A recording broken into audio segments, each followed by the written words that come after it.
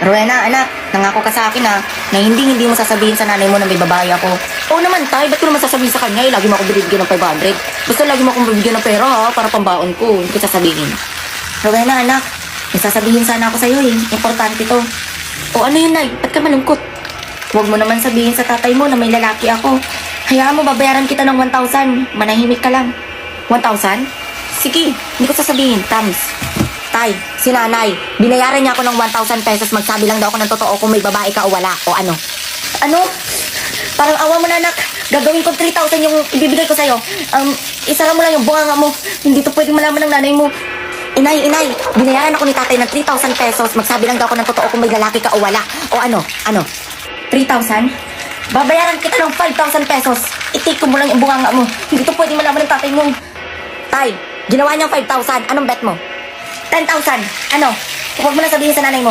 10,000? O ikaw, nay? 10,000 pala, ha?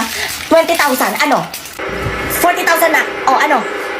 Hindi ka talaga nagpapatalo, ha? Kahit kailanman. 80,000. Ano? 80,000. Ayaw mo talaga magpatalo. 100,000. Ano? 100,000?